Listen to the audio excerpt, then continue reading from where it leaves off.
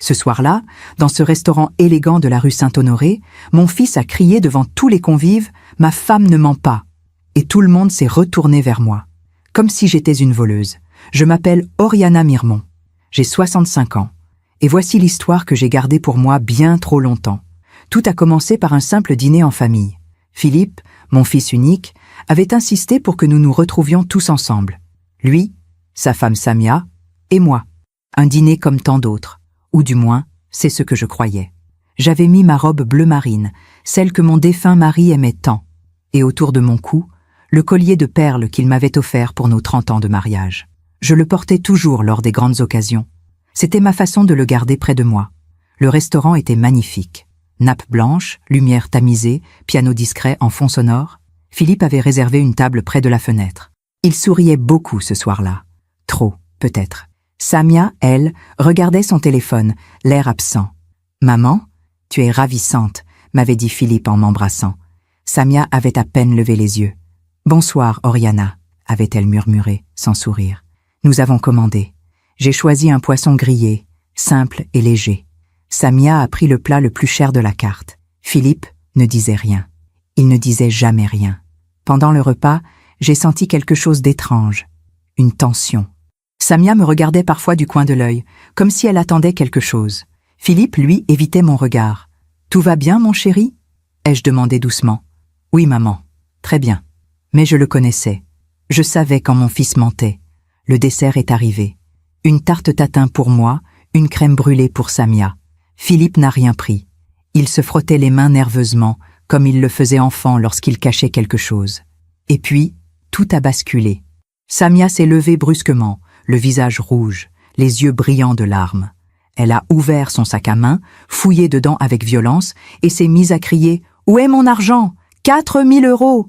Ils étaient là dans mon sac !» Tout le restaurant s'est figé. « Samia, calme-toi !» a murmuré Philippe, gêné. « Me calmer ? Quelqu'un a volé mon argent. 4 000 €.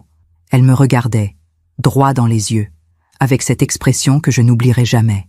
Un mélange de mépris et d'accusation. « Oriana, vous étiez assise juste à côté de mon sac. » J'ai senti mon cœur s'arrêter. « Pardon ? Mon sac était posé entre nous deux. Vous êtes la seule qui a pu... » « Samia, arrête. » Philippe avait haussé le ton, mais pas pour me défendre. Pour la calmer, elle. « Philippe, cet argent était pour notre voyage. 4 000 €, elle était juste à côté. » Les regards, tous ces regards, les serveurs qui s'approchaient, les autres clients qui chuchotaient. J'ai porté la main à mon collier de perles, ce geste machinal que je faisais toujours quand j'avais peur. « Je n'ai rien pris, » ai-je murmuré, la voix tremblante. « Maman. » Philippe me regardait maintenant, avec cette expression, ce doute, cette hésitation. « Philippe, tu me connais. Je n'ai jamais... Ma femme ne ment pas !»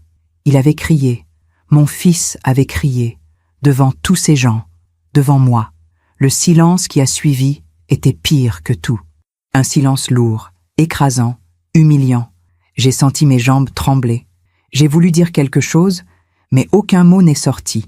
J'ai simplement regardé mon fils, cet homme que j'avais élevé seul après la mort de son père, cet homme pour qui j'avais tout sacrifié. Et il me regardait comme si j'étais une étrangère, comme si j'étais une voleuse. Parfois, on fait confiance à ceux qui ne la méritent pas. Et vous, avez-vous déjà été déçu par quelqu'un que vous aimiez ? Racontez-moi votre histoire dans les commentaires, j'aimerais vous lire. Pour comprendre ce qui s'est passé ce soir-là, il faut que je vous raconte d'où nous venions, Philippe et moi. Mon fils est né un matin de février 1984. Il neigeait sur Paris. Mon mari, Henri, conduisait si vite vers la maternité que j'ai cru que nous n'arriverions jamais. Mais nous sommes arrivés. Et Philippe est né avec les premiers rayons du soleil. Un bébé parfait, aux yeux noisettes, aux petites mains qui cherchaient déjà les miennes. Henri l'a pris dans ses bras et m'a dit « Oriana, nous venons de créer quelque chose d'éternel. » Il avait raison, mais il ne savait pas encore combien cette éternité serait courte pour lui. Philippe avait 12 ans quand Henri est parti. Un infarctus brutal, sans prévenir, sans laisser le temps de dire au revoir.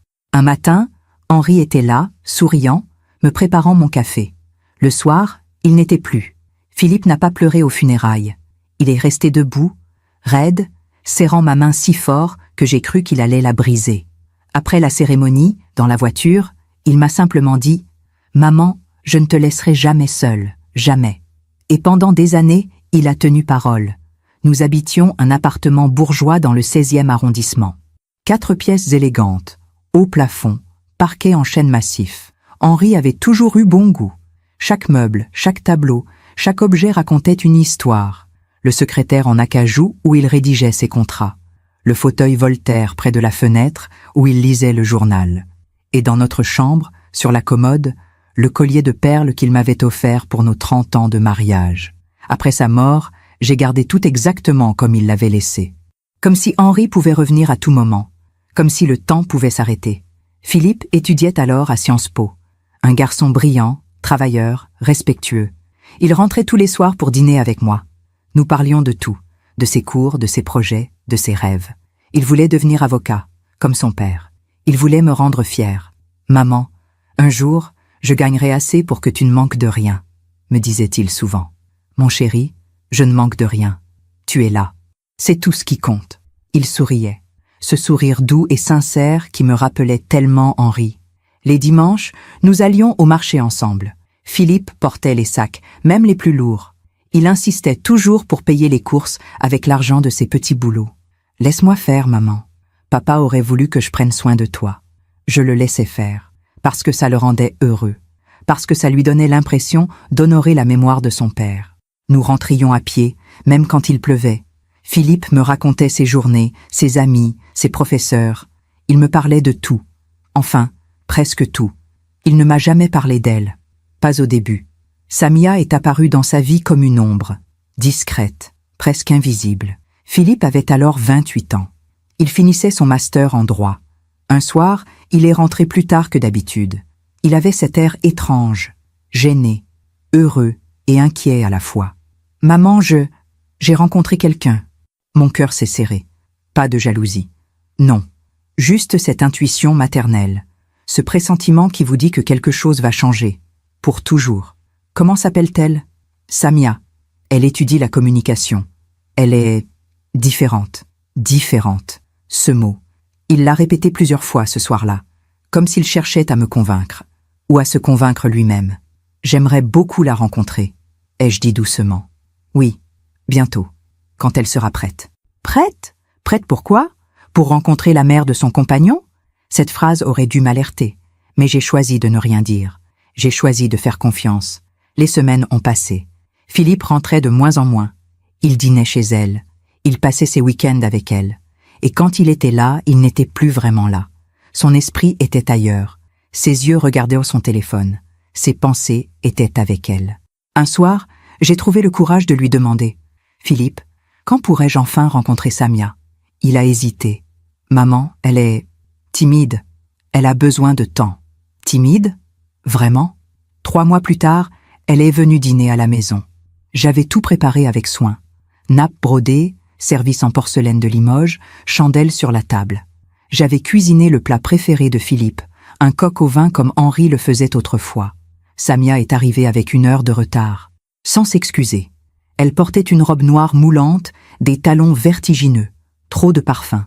Elle s'est assise, sans même me regarder vraiment. Elle a jeté un coup d'œil circulaire à l'appartement, comme si elle évaluait, calculait, jugeait. « C'est charmant », a-t-elle dit d'un ton neutre. Pas un compliment, une constatation froide.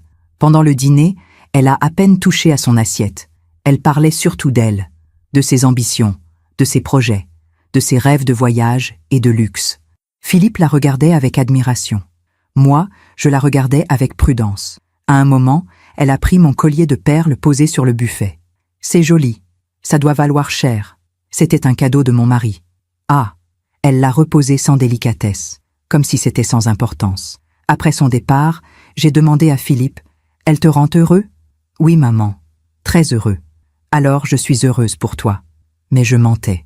Pour la première fois depuis la mort d'Henri, je mentais à mon fils. Parce que je savais. Au fond de moi, je savais déjà. Cette femme n'était pas venue chercher l'amour. Elle était venue chercher autre chose. Pendant que je raconte tout cela, je me demande d'où vous m'écoutez. Écrivez le nom de votre ville en commentaire. 6 mois après ce premier dîner, Philippe m'a annoncé qu'il allait emménager avec Samia. Nous étions assis dans le salon, ce dimanche après-midi de juin. La lumière dorée du soleil traversait les rideaux de dentelle. J'étais en train de repriser une nappe ancienne, un geste que ma propre mère m'avait appris. Philippe buvait son thé, silencieux, le regard fixé sur sa tasse. « Maman, il faut que je te parle. » J'ai posé mon aiguille, j'ai senti mon cœur se serrer. Quand un fils commence par ces mots, une mère sait toujours que quelque chose va changer. « Je t'écoute, mon chéri. Samia et moi, nous avons trouvé un appartement, dans le 11e. Je vais partir. Partir. » Ce mot a résonné dans la pièce comme une cloche funèbre. Bien sûr, je savais que ce jour viendrait. Tous les enfants finissent par quitter leur mère. C'est l'ordre naturel des choses. Mais savoir et accepter sont deux choses différentes. « Je vois », ai-je simplement répondu. « Tu n'es pas fâché ? » « Fâché ? Non, mon chéri. Tu es un homme maintenant. C'est normal que tu construises ta vie. » Il m'a souri. Soulagé. « Merci, maman. Tu seras toujours la bienvenue chez nous. Toujours. Toujours. » Encore un mot qui ne veut rien dire quand il est prononcé trop vite. Philippe a quitté l'appartement un samedi matin de juillet. Samia n'est même pas venue l'aider à déménager. « Elle travaille », avait-il expliqué. Travaillait-elle vraiment? Je n'ai jamais su. J'ai aidé mon fils à emballer ses affaires, ses livres, ses vêtements, ses souvenirs d'enfance. À chaque objet que je rangeais dans un carton, c'était un morceau de notre vie ensemble qui disparaissait. Sa collection de soldats de plomb que Henri lui offrait à chaque anniversaire, ses diplômes encadrés. La photo de nous trois, prise à Deauville, l'été avant la mort d'Henri. « Tu veux l'emporter » ai-je demandé en lui montrant la photo. Il a hésité. « Non, garde-la ici, maman. Ça me fait plaisir de savoir qu'elle reste avec toi. » Mais je savais. Je savais que ce n'était pas pour me faire plaisir. C'était parce que Samia n'aurait pas voulu de cette photo chez eux. Parce que dans cette photo, j'existais. Et Samia n'aimait pas que j'existe. Les premiers mois, Philippe m'appelait tous les jours. Nous déjeunions ensemble une fois par semaine, toujours dans le même café de la rue de Passy, là où Henri nous emmenait autrefois. Philippe me racontait son nouveau travail dans un cabinet d'avocat. Samia, elle, cherchait encore, disait-il. Elle attend la bonne opportunité. La bonne opportunité. Combien de fois ai-je entendu cette expression? Puis, petit à petit, les appels se sont espacés. Une fois tous les 2 jours, puis une fois par semaine, puis presque jamais. Désolée, maman. Samia avait besoin de moi. Désolée, maman. Nous avons eu une soirée importante. Désolée, maman. Samia n'était pas bien. Samia. Toujours Samia. Un soir, j'ai appelé Philippe pour son anniversaire. 30 ans. Un chiffre rond. Important. J'avais préparé son gâteau préféré. Une forêt noire comme je la faisais chaque année depuis son enfance. « Philippe, j'aimerais te voir ce soir. J'ai fait ton gâteau. » Silence. Un long silence gêné. « Maman, c'est gentil, mais Samia a organisé une fête, avec ses amis. Je ne peux pas... Je comprends. Peut-être demain? Oui, demain, promis. Il n'est jamais venu. Le lendemain, il a envoyé un message. « Désolé, maman. Samia a besoin de moi. On se voit bientôt. » Le gâteau est resté 3 jours sur le comptoir de la cuisine. Puis je l'ai jeté. Chaque bouchée jetée était un morceau de mon cœur qui partait avec. Quelques semaines plus tard, Philippe m'a invité à dîner chez eux. « Samia insiste », avait-il dit. Samia insistait? Vraiment? Ou était-ce Philippe qui voulait me montrer qu'il n'avait pas oublié sa mère? Leur appartement était petit mais bien situé. Meubles modernes, décorations minimalistes, rien de personnel, aucune photo, aucun souvenir. Comme si Philippe n'avait jamais eu de vie avant Samia. Elle m'a accueilli avec un sourire froid. « Oriana, entrez. » Pas « belle maman », pas « Madame Mirmont », juste « Oriana », comme si j'étais une connaissance lointaine, une invitée sans importance. Le dîner était commandé. Des sushis dans des barquettes en plastique. Rien de fait maison. Rien de préparé avec soin. Philippe semblait gêné. Samia n'a pas eu le temps de cuisiner. Samia n'a jamais eu le temps. Pour rien. Sauf pour elle-même. Pendant le repas, elle parlait. Beaucoup. De ses projets, de ses envies, de ses frustrations. Philippe l'écoutait, attentif, comme un élève devant son professeur. Moi, j'étais transparente, invisible. À un moment, j'ai osé poser une question. « Philippe, comment va ton travail au cabinet ?»« Ça va, beaucoup de dossiers. Tu aimes ce que tu fais ?» Samia a coupé. « Il travaille trop, tout le temps. Je ne le vois jamais. » Philippe a baissé les yeux, comme un enfant pris en faute. Mais c'est pour nous, Samia, pour notre avenir. Oui, oui, notre avenir. Elle avait dit ça d'un ton agacé, presque méprisant. J'ai senti une boule dans ma gorge. Mon fils, cet homme brillant, ce garçon plein de rêves, était en train de devenir une ombre qui travaillait, payait, obéissait. En partant ce soir-là, j'ai embrassé Philippe sur le seuil. Tu me manques, mon chéri. Toi aussi, maman. Mais il n'a rien ajouté. Aucune promesse. Aucun engagement. Juste ces 3 mots vides, prononcés par habitude, par politesse. Samia est restée à l'intérieur. Elle n'a même pas dit au revoir. Les mois suivants, j'ai essayé de garder le contact. Des appels, des messages, des invitations à déjeuner. Philippe répondait toujours avec retard, toujours avec des excuses. Désolé, maman. Samia et moi avons prévu quelque chose. Désolé, maman. Samia n'est pas d'humeur. Désolé, maman. Désolé.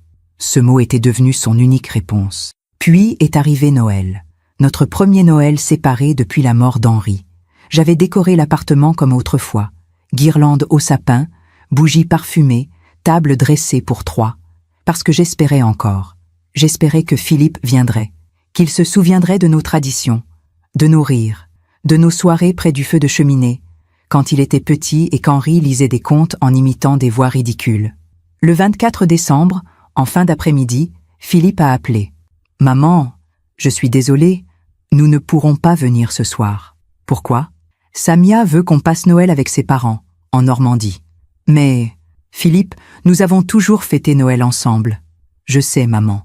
Mais Samia, elle insiste. Ses parents sont importants pour elle. Tu comprends ? Non, je ne comprenais pas. Ou plutôt, je comprenais trop bien. Et moi ? Je suis importante pour toi. Silence. Maman, ne dis pas ça. Bien sûr que tu es importante. Mais je ne peux pas décevoir Samia. Pas maintenant. Elle traverse une période difficile. Une période difficile. Elle traversait toujours une période difficile. Comme par hasard. Très bien, Philippe. Passe un bon réveillon. Maman, je t'aime, mon chéri. Embrasse Samia pour moi. J'ai raccroché avant qu'il n'entende ma voix se briser. Ce soir-là, j'ai dîné seul, face au sapin, face aux 3 assiettes que j'avais préparées. J'ai porté mon collier de perles, celui qu'Henri m'avait offert, et j'ai pleuré. Pour la première fois depuis des années, j'ai pleuré, parce que je venais de comprendre quelque chose de terrible. Mon fils ne m'avait pas quitté pour construire sa vie. Mon fils m'avait quitté parce qu'on lui avait demandé de choisir, et il n'avait pas choisi moi. Après ce Noël solitaire, j'ai pris une décision. Une décision que beaucoup de mères prennent quand elles sentent qu'elles perdent leur enfant. J'ai décidé de me taire, de ne plus rien exiger, de ne plus rien attendre. Je me suis dit que si je devenais invisible, légère, sans demande, peut-être que Philippe reviendrait de lui-même, peut-être qu'il se souviendrait de moi, peut-être que Samia finirait par se lasser de son emprise, comme si l'amour d'une mère pouvait disparaître dans le silence pour mieux réapparaître un jour. Quelle erreur j'ai faite. Les mois ont passé. J'ai arrêté d'appeler tous les jours. J'ai arrêté d'inviter Philippe à déjeuner. J'ai attendu qu'il vienne à moi, qu'il se manifeste, qu'il me donne un signe. Parfois, il envoyait un message, court, impersonnel. « Bonjour maman, j'espère que tu vas bien. Bise, bise, pas je t'aime, pas tu me manques, juste bise. » Comme on signe un courrier administratif. Je répondais toujours avec chaleur, avec tendresse, comme si de rien n'était. « Tout va bien, mon chéri. Et toi, comment vas-tu ?» Parfois il répondait, parfois non. Les semaines se transformaient en mois. Janvier, février, mars, avril. Le printemps est arrivé. Les arbres du 16e arrondissement ont fleuri. Les terrasses des cafés se sont remplies de rires et de conversations. Et moi, j'étais seule, dans cet appartement trop grand, avec les fantômes d'Henri et de Philippe partout. Le fauteuil Voltaire où Henri lisait son journal. Vide. La chambre de Philippe, intacte depuis son départ. Vide. Le salon où nous fêtions Noël ensemble. Vide. J'ai commencé à sortir davantage, pour ne plus penser, pour ne plus attendre un appel qui ne venait jamais. Je marchais le long de la Seine. Je visitais des musées. Je lisais dans les jardins du Trocadéro, comme si bouger pouvait m'empêcher de sentir la douleur.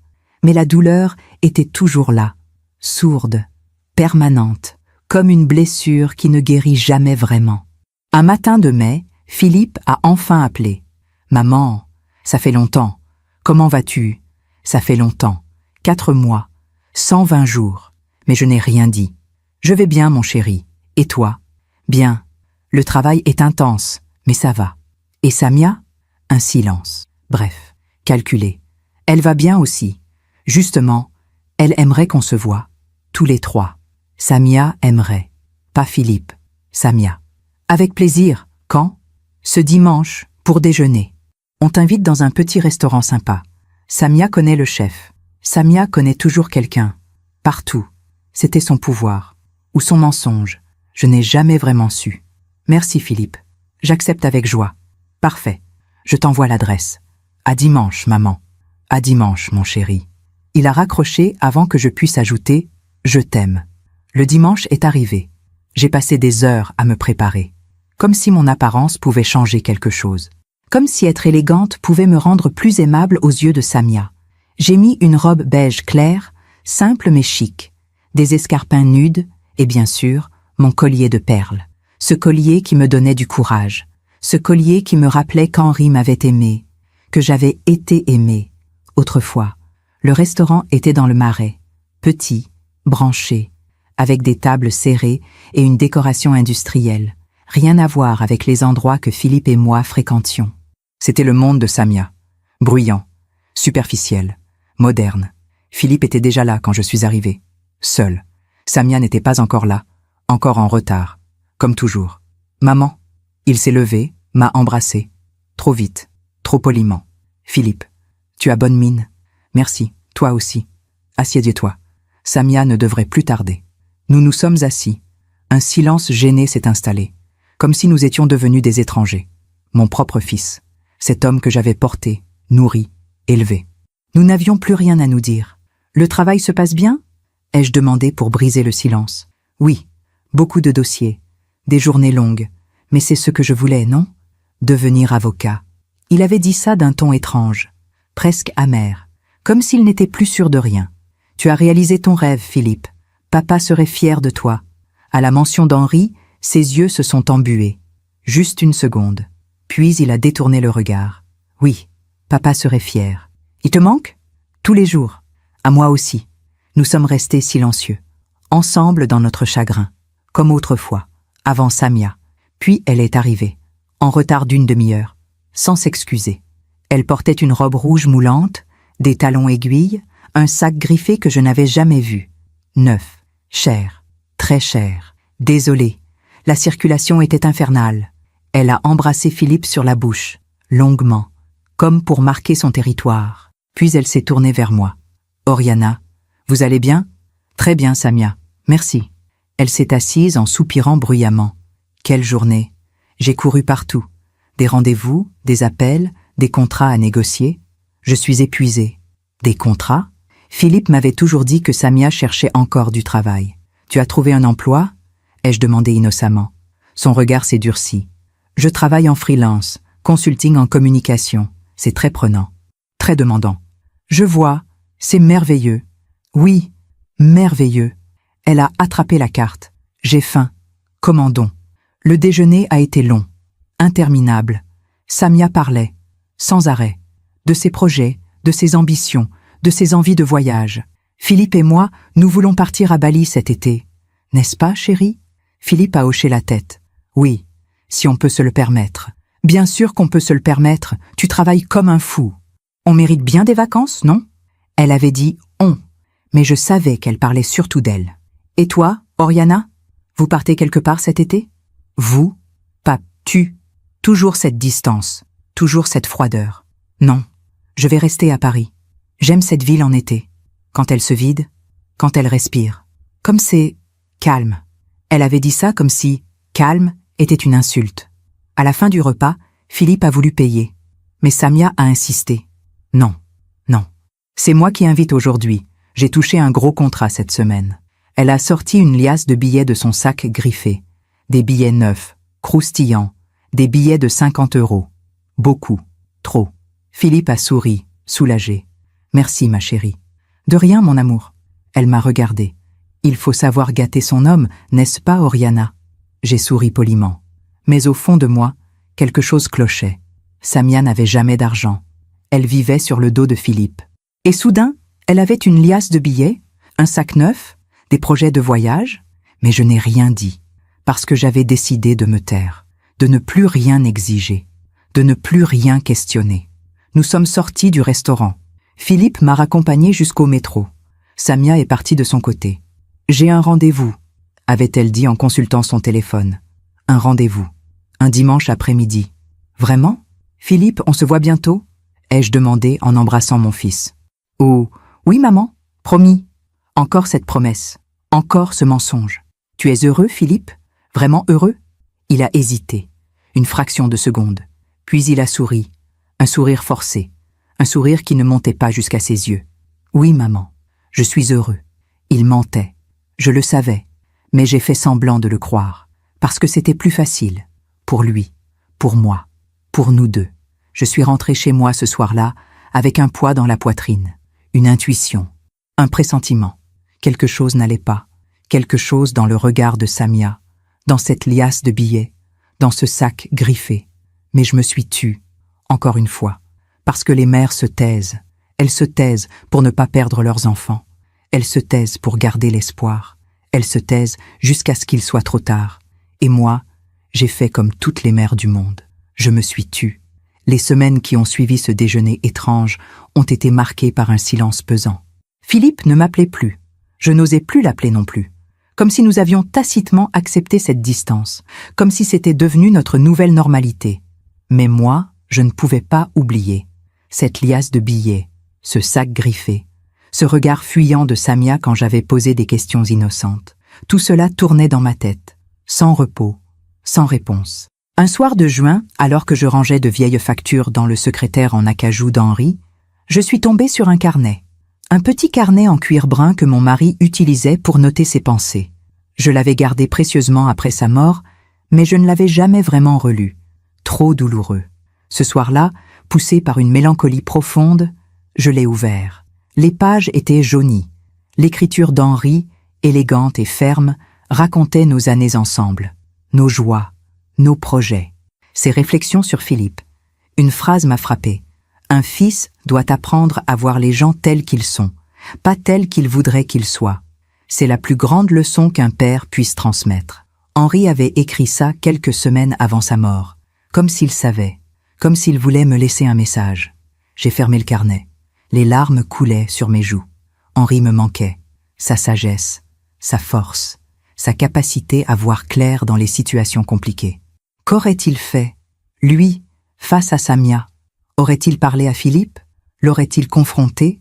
Ou aurait-il, comme moi, choisi le silence pour ne pas créer de rupture? Je ne le saurais jamais. Quelques jours plus tard, alors que je faisais mes courses au marché de Passy, j'ai croisé Madeleine, une vieille amie de la famille. Nous nous connaissions depuis des décennies. Nos maris travaillaient ensemble autrefois. Nos fils avaient joué ensemble quand ils étaient petits. « Oriana, quelle surprise !» Elle m'a embrassée chaleureusement. « Madeleine, comment vas-tu ?»« Bien, bien. Et toi? Et Philippe ?»« Philippe va bien. Il travaille beaucoup. »« Ah oui, c'est vrai. Il est avocat maintenant. Et il s'est marié, non ?»« Marié ?» Mon cœur a fait un bond. « Non, pas encore.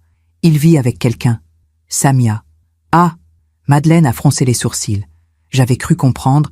Enfin, peu importe. Mais dis-moi, tu la connais bien, cette Samia? Un peu. Pourquoi? Madeleine a jeté un coup d'œil autour d'elle, comme si elle craignait d'être entendue. Je ne devrais peut-être pas te dire ça, mais mon neveu, Thomas, travaille dans la restauration. Il gère un restaurant dans le 8e. Et il m'a dit avoir vu une jeune femme correspondant à la description de Samia plusieurs fois ces derniers mois. Toujours avec le même homme. Un homme d'affaires, à ce qu'il paraît. Toujours très proche. Mon sang s'est glacé. Proche comment? Eh bien, Madeleine semblait gênée. Ils dînaient ensemble, souvent. Et ils semblaient intimes, très intimes. Thomas m'a dit qu'il les avait vus s'embrasser une fois, sur le parking. J'ai senti mes jambes trembler. J'ai dû m'appuyer sur un étal de fruits pour ne pas tomber. Tu es sûr que c'était elle? Thomas m'a montré une photo sur les réseaux sociaux. Il voulait vérifier. C'était bien elle. Cheveux noirs, très maquillée, sac de luxe. Je vois. Oriana, je suis désolée. Je ne voulais pas... Peut-être que ce n'est un rien. Peut-être qu'il s'agit d'un malentendu. Oui, peut-être. Mais nous savions toutes les deux que ce n'était pas un malentendu. Je suis rentrée chez moi ce jour-là avec une certitude douloureuse. Samia trompait Philippe. Peut-être depuis le début. Peut-être depuis toujours. Mais que pouvais-je faire? Lui dire? Philippe me croirait-il? Ou penserait-il que j'inventais tout ça parce que je n'aimais pas Samia? Parce que j'étais jalouse? J'ai passé des nuits blanches à réfléchir, à peser le pour et le contre, à imaginer toutes les conséquences possibles. Si je parlais et que Philippe me croyait, il serait détruit, brisé, et il m'en voudrait peut-être de lui avoir ouvert les yeux. Si je parlais et qu'il ne me croyait pas, je le perdrais définitivement. Il choisirait Samia, et je deviendrais la mère encombrante, la mère paranoïaque, la mère qu'on évite. Alors j'ai décidé d'attendre, de surveiller, de chercher des preuves, parce qu'on ne peut pas accuser quelqu'un sans preuve, surtout quand cette personne a déjà pris le contrôle de votre fils. Juillet est arrivé, Paris s'est vidé, les touristes ont envahi les rues, les Parisiens sont partis en vacances, moi, je suis restée, comme toujours.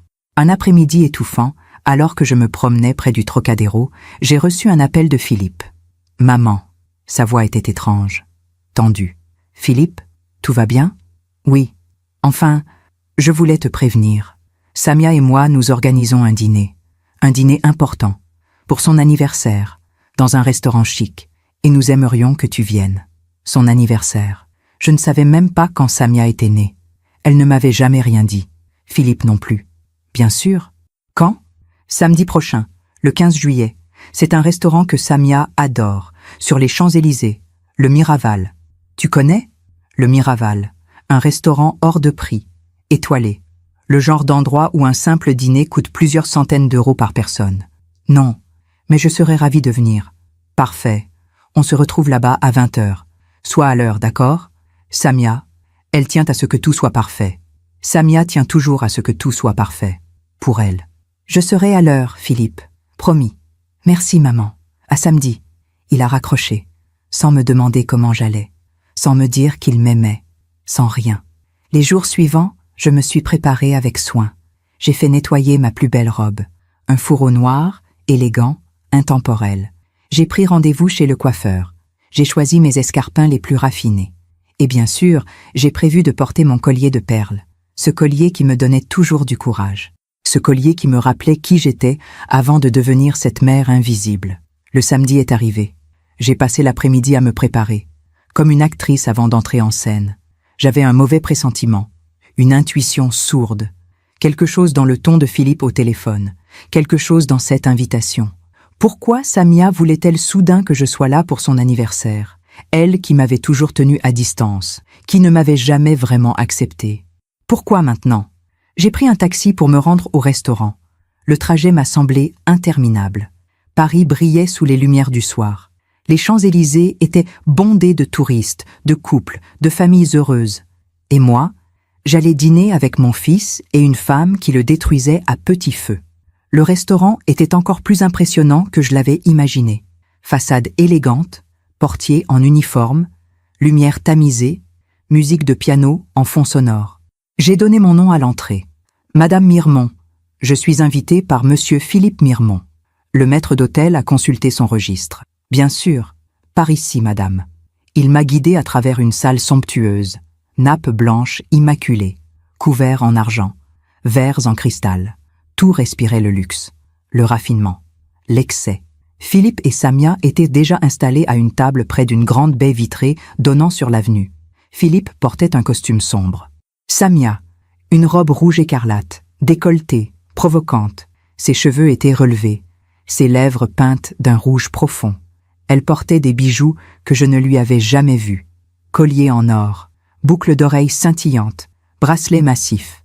Elle ressemblait à une reine, ou à une actrice, ou à quelqu'un qui joue un rôle. « Maman !» Philippe s'est levé. Il m'a embrassée, rapidement, nerveusement. « Bonsoir, Philippe. Bonsoir, Samia.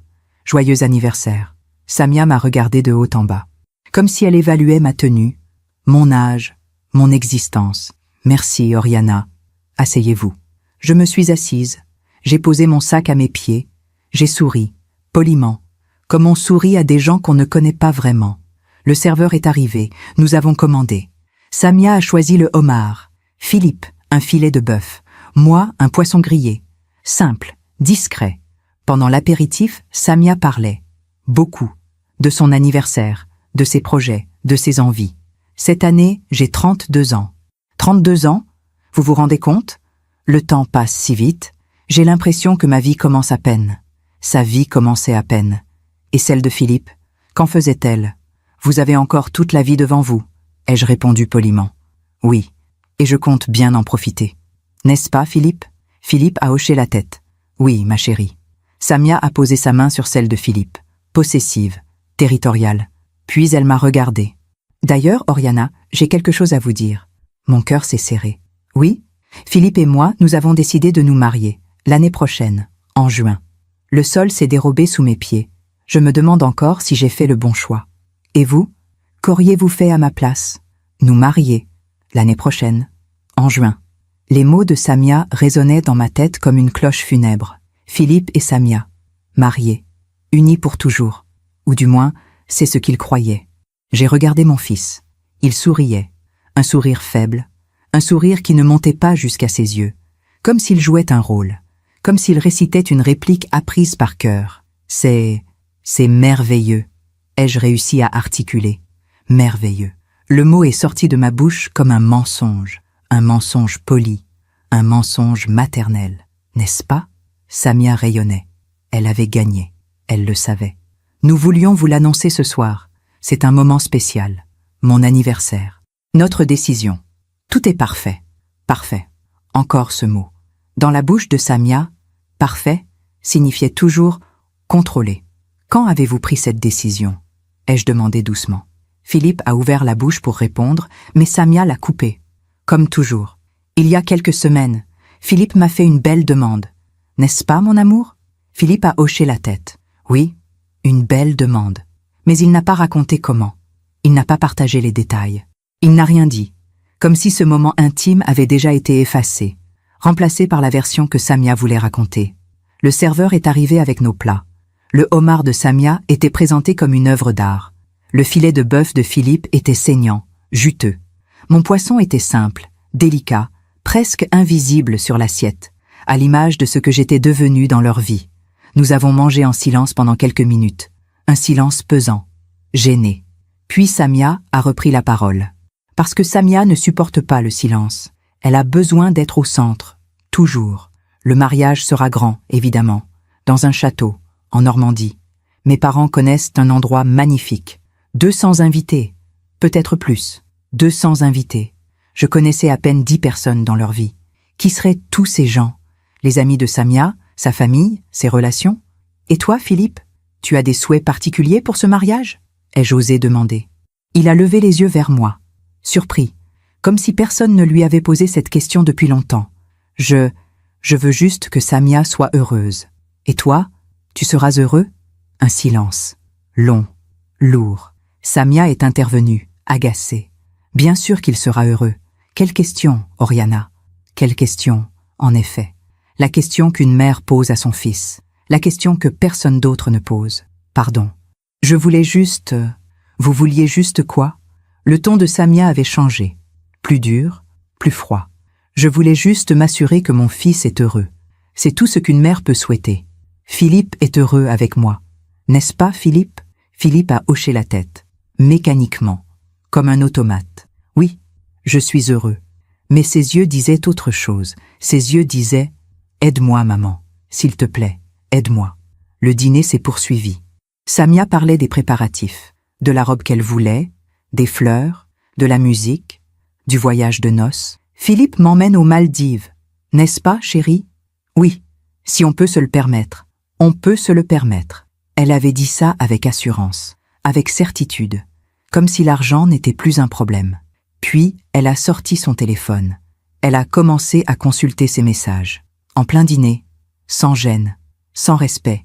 Philippe l'a regardée, surpris. Samia, nous sommes à table.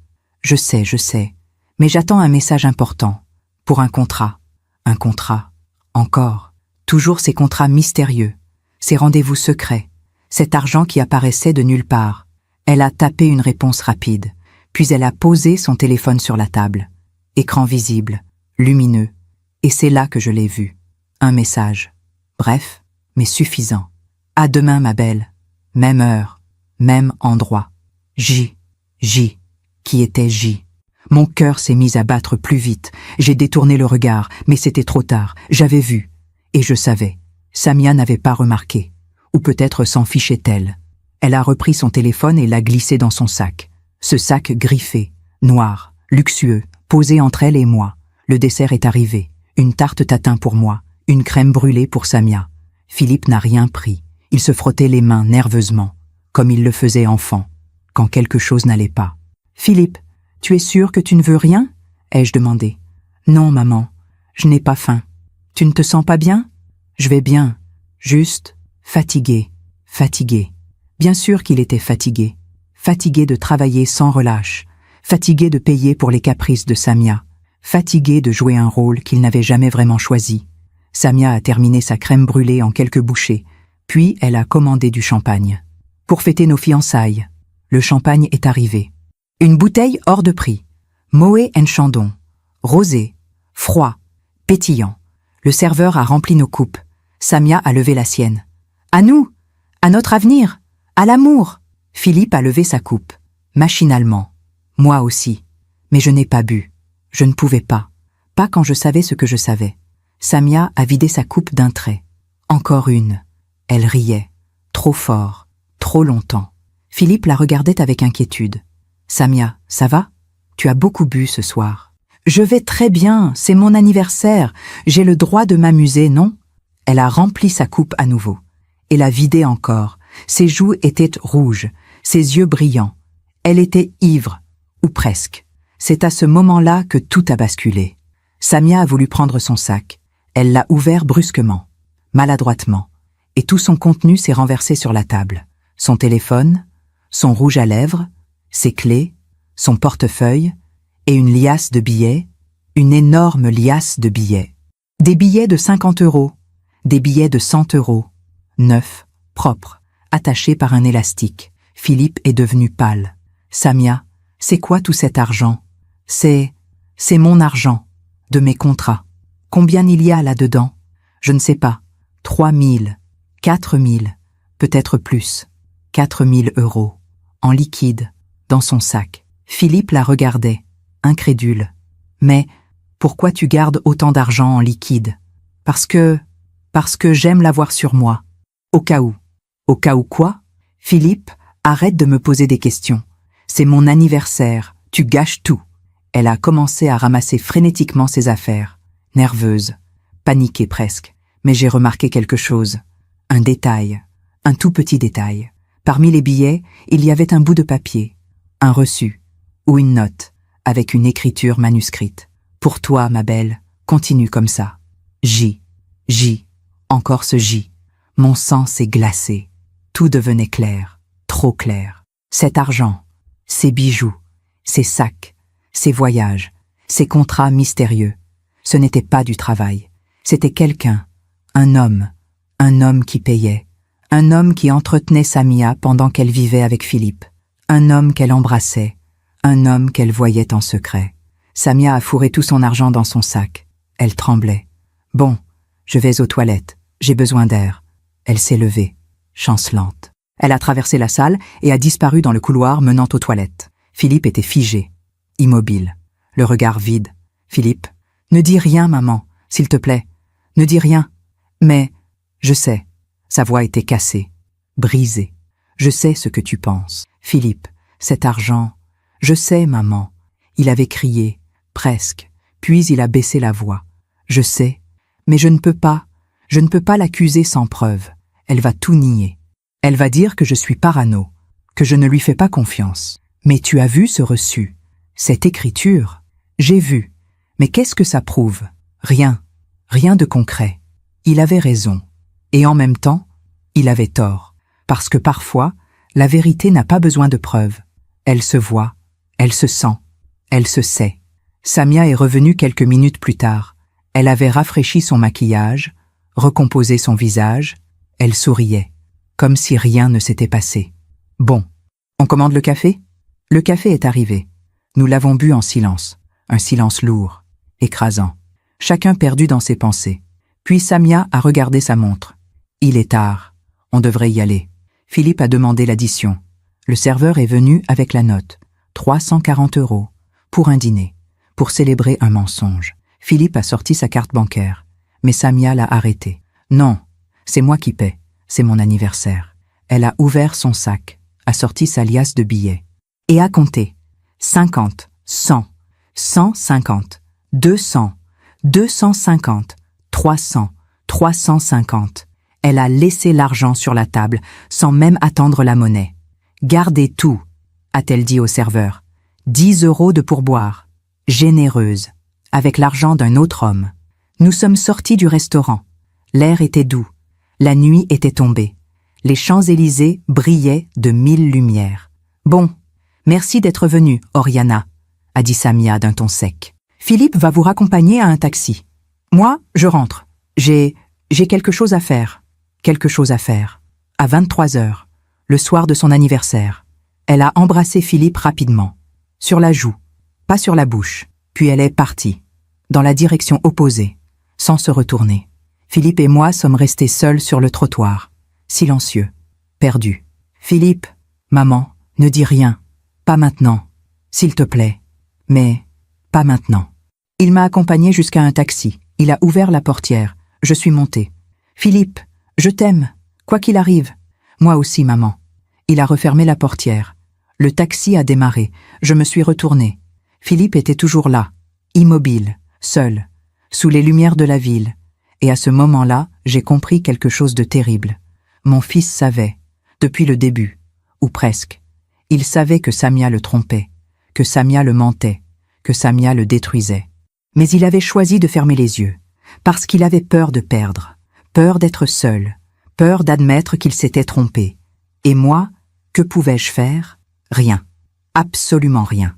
Les semaines qui ont suivi ce dîner désastreux ont été parmi les plus sombres de ma vie. Je n'arrivais pas à dormir. Je n'arrivais pas à manger.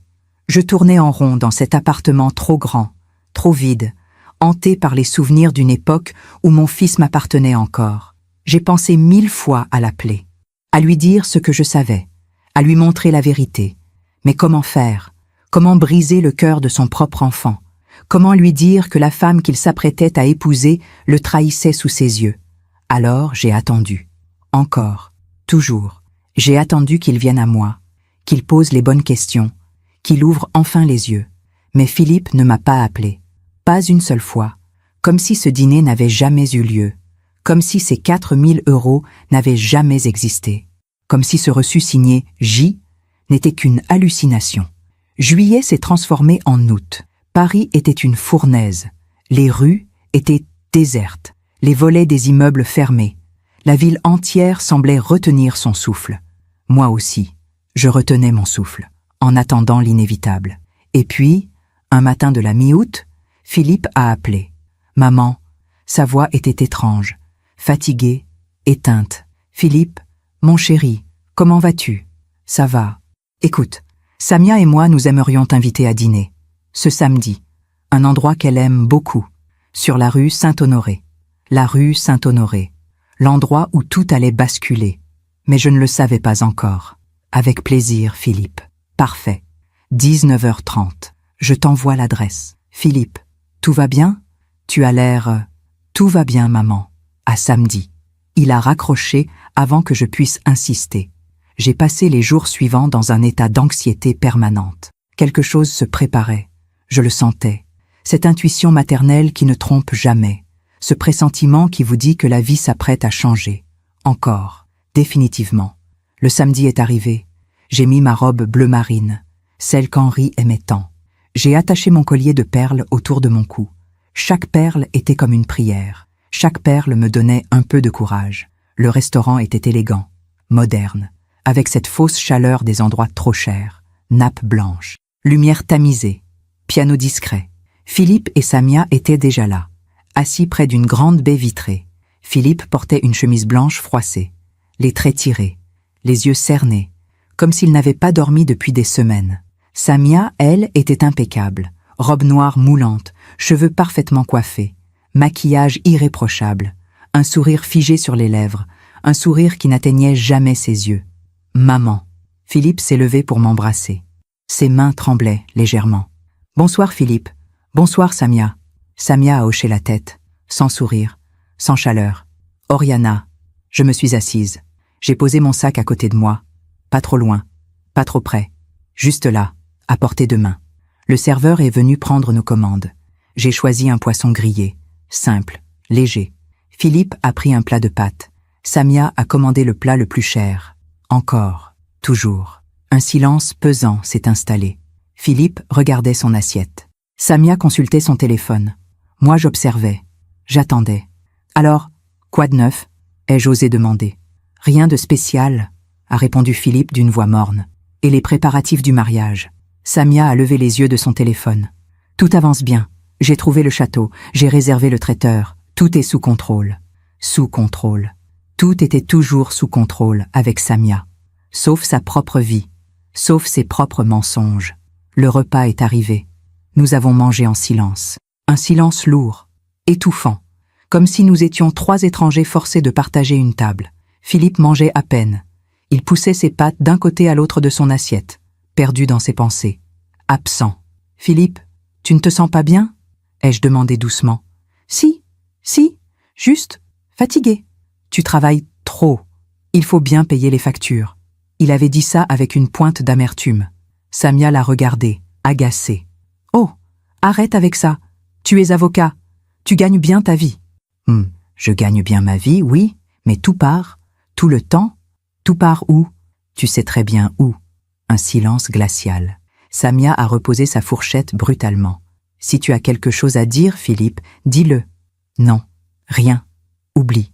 Mais je voyais la tension, la colère contenue, la frustration accumulée.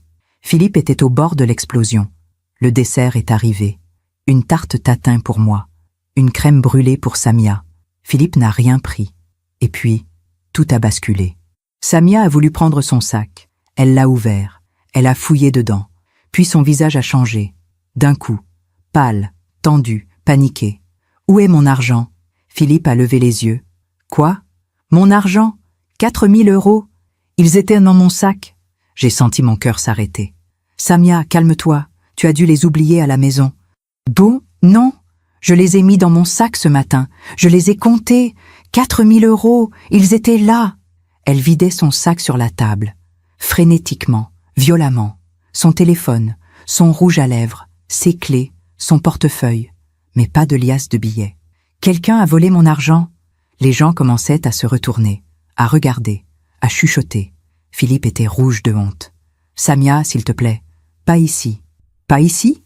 Quelqu'un a volé mon argent. » Et puis elle m'a regardé, droit dans les yeux, avec cette expression que je n'oublierai jamais, cette accusation muette, ce regard qui dit « C'est toi, Oriana. Vous étiez assise juste à côté de mon sac. Le sol s'est dérobé sous mes pieds. Pardon? Mon sac était posé entre nous deux. Personne d'autre n'a pu. Samia, arrête tout de suite. » Philippe avait haussé le ton, mais pas assez. « Philippe, cet argent était pour notre voyage. 4 000 €. Elle était la seule assez proche. »« Samia, ma mère n'a jamais... » »« Comment tu peux en être sûre? Tu la surveilles en permanence ?» J'ai senti mes mains trembler. J'ai porté la main à mon collier de perles. Ce geste instinctif, ce besoin de me raccrocher à quelque chose, à Henri, à mon ancienne vie, à un temps où j'étais aimée, respectée. Je n'ai rien pris, ai-je murmuré, la voix brisée. « Vraiment? Alors où est mon argent? »« Samia, ça suffit. » Philippe s'est levé. « Ah, ma mère n'est pas une voleuse. Alors qui a pris mon argent? Le serveur? Les autres clients? Je ne sais pas. Peut-être que tu l'as oublié quelque part. Peut-être que tu ne l'avais jamais sur toi. Tu me traites de menteuse? Je ne te traite de rien. Je dis juste que ma mère n'a rien à voir avec ça. » Samia s'est tournée vers moi, les yeux brillants de larmes, ou de colère, ou de calcul. « Oriana, ouvrez votre sac. Le temps s'est figé. »« Quoi? Ouvrez votre sac.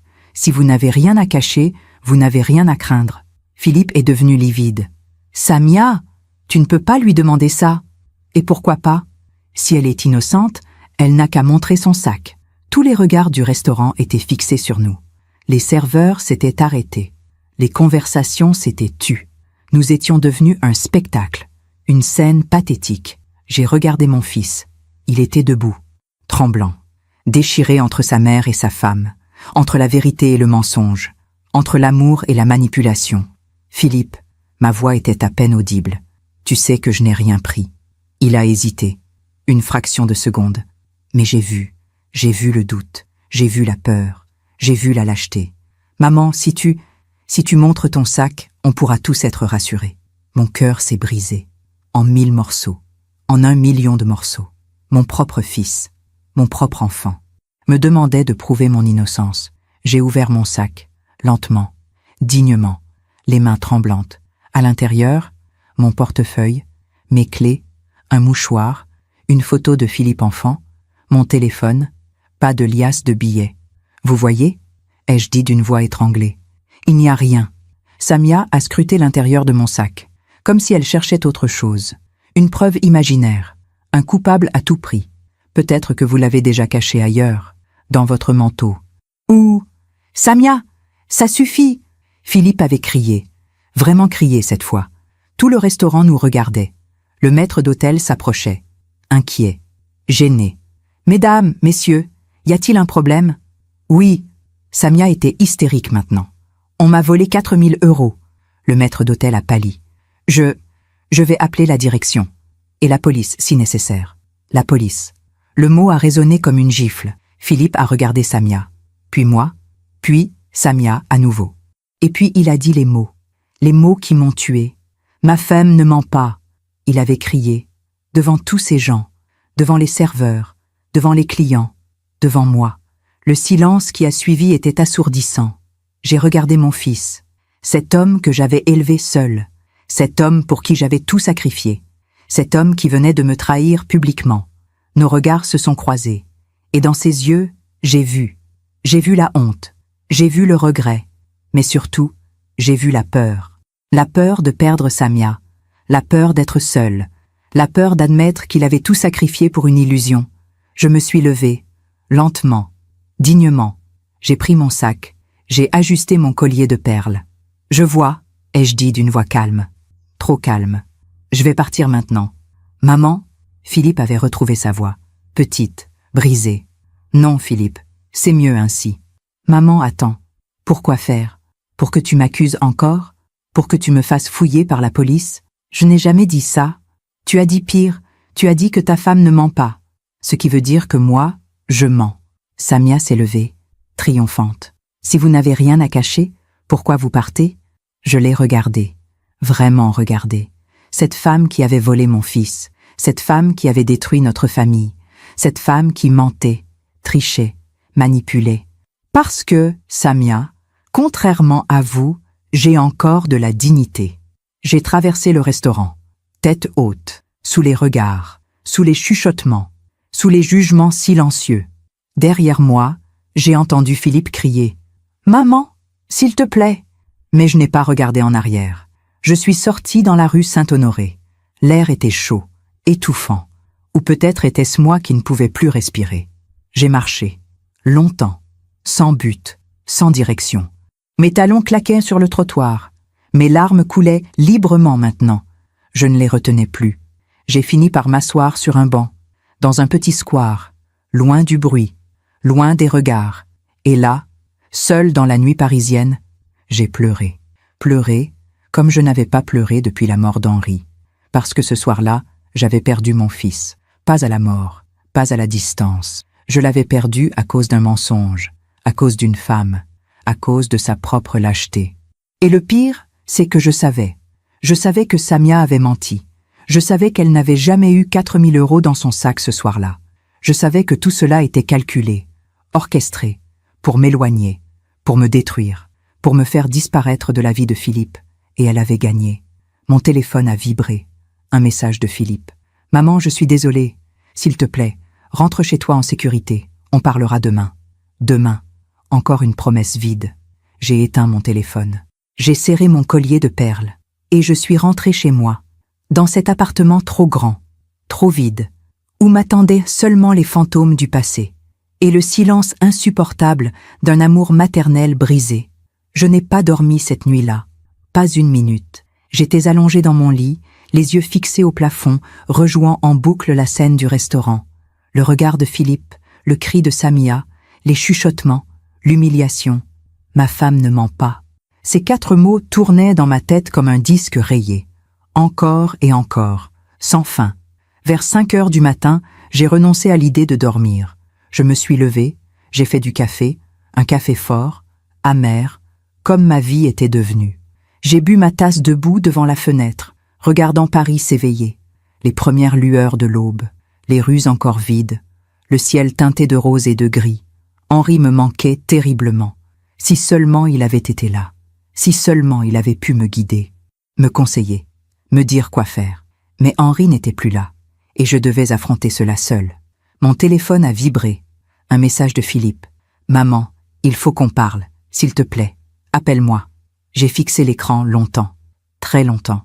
Mes doigts tremblaient au-dessus du clavier. Que lui dire? Que lui répondre? J'ai fini par écrire « Pas maintenant, Philippe.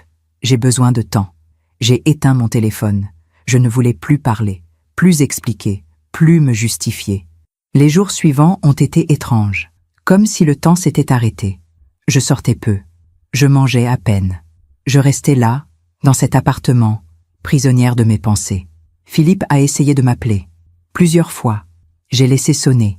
Il a envoyé des messages. Je ne les ai pas lus. Puis, le mercredi suivant, quelque chose d'inattendu s'est produit. On a sonné à ma porte, en milieu d'après-midi. Je n'attendais personne. J'ai regardé par le Judas. C'était un jeune homme, la vingtaine, élégant, nerveux. « Madame Mirmont ? Oui, je m'appelle Lucas, Lucas Ferrand.